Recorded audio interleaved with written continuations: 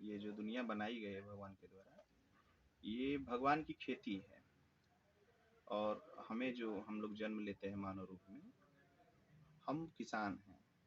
और इस जमी पे आने के बाद, इस दुनिया में आने के बाद, हम यहाँ पे कर्मों की खेती करते हैं। कर्मों की खेती, जिस हिसाब का हमारा कर्म रहेगा उस हिसाब से हमको पौधा मिलेगा, हमको अन्न मिलेगा। इसी कर्म पे एक कथा आई थी हमारे सामने, जो हम आप लोगों से साझा करना चाहते हैं। एक गांव था और वहाँ पे गरीब परिवार रहता था। बहुत ही गरीब था, मतलब किसी तरीके से मजदूरी करके वो अपनी जीवन यापन करते थे, अपने परिवार का भरण पोषण करते थे। एक दिन वो मजदूरी करने के लिए निकला और रास्ते में देखा एक जगह बहुत ज़्यादा भीड़ थी। तो उसने पूछा कुछ लोगों से कि भाई वहाँ पे भीड़ कैसी है? तो लोगों ने बताया कि एक महापुरुष आए हुए हैं, प्रभु के भक्त हैं, उन्हीं का दर्शन करने के लिए लोग उनके पास जा रहे हैं। और लोग अभी तक जितने भी लोग गए वो लोग बताते हैं कि नहीं, उनके पास जाने के बाद उनके मुखार बिंदु से कुछ ऐसी वाणियां निकलती हैं कि लोगों के सारे कष्टों का समाधान हो जाता है। तो उस गरीब आदमी की बड़ी मन की उत्कंठा ऐसी हुई कि उसको भी लगा कि नहीं, चल के मिला जाए गुरुजी से। वो भी पहुंचा वहाँ पे, लाइन में लगा, काफी भीड़ था वहाँ पे। धीरे धीरे उसका भी नंबर आया और गया वहाँ पे, गुरुजी के सिर चरणों में साष्टांग प्रणाम किया वो, और बैठ करके गुरुजी के सामने लगा रोने।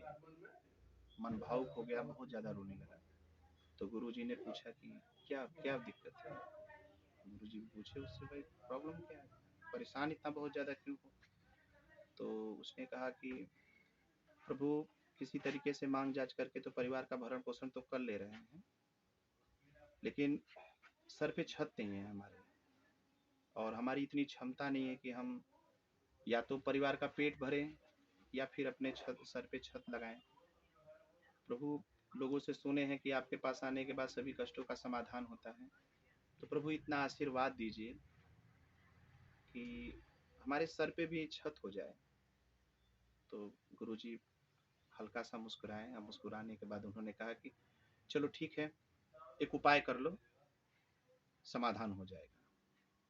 तो उसने कहा कि गुरुजी बस बता दीजिए, तो जो भी सामर्थ्य होगा हम कर लेंगे।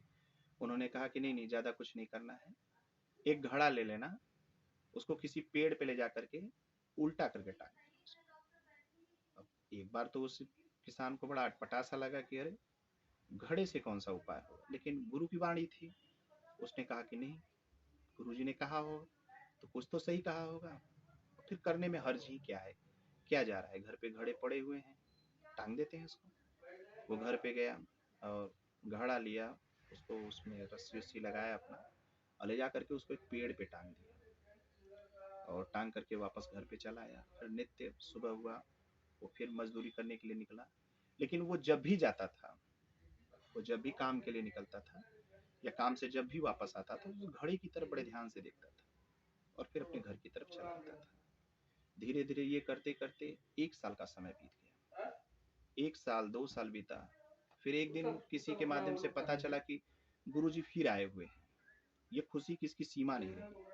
ये पहुंचा गुरुजी के पास, दौड़ते दौड़ते गुरुजी के पास पहुंचा और गुरुजी के चरणों में जाके गिर पड़ा। गुरुजी मुस्कुराए, सर को सहलाए, इसको प्यार से दुलार से इससे पूछे क्या हाल है, सब ठीक ठाक है? इसने कहा कि गुरुजी आपकी कृपा से, आपके आशीर्वाद से, आपने जो टोटका बताया था उससे हमारा घर बन गया गुरुजी, और हमारा परिवार बड़ा खुशहाल है। तो गुरुजी ने कहा कि हमारे टोटके से सब कुछ हो गया? तो उसने कहा हाँ गुरुजी, जो आपने टोटका बताया था उससे हमारा परिवार बड़ा खुशहाल हो गया, हमारे सर पे छत भी हो गए। तो उन्होंने कहा था जो घड़ा टांगे थे कभी उसको देखे? तो उसने कहा कि हाँ गुरुजी, रोज नित्य जाते थे, रोज सुबह शाम उसको देखते थे। तो बोले उसमें क्या देखे आप? तो बोले कि जब भी मैं उसको देखता था कुछ दिनों के बाद, पहले तो उसमें कुछ चिड़िया आके रहती थी, फिर धीरे धीरे देखे कि उसमें तमाम प्रकार की चिड़िया जो है अपना घोंसला बना के रखी। तब गुरुजी ने कहा कि वो उसके भाग्य में घर नहीं था, चिड़िया के भाग्य में घर नहीं था, तो आपने अपने कर्मों के हिसाब से उनको घर दे दिया, और उनकी सामर्थ्य इतनी नहीं थी कि वो आपको घर दे दे, लेकिन उनके पुण्य प्रताप ने आपको आपका घर दे दिया। तो इसलिए जीवन में हमेशा जब भी हो, जब भी कुछ ऐसा मौका मिले, तो कर्म अच्छे करने चाहिए, क्योंकि कर्म का फल, जो भी हम कर्म करेंगे, जैसा भी कर्म हम करेंगे, वो पलट करके 2 गुना होकर के हमारे पास वापस आता है। जय श्री राम।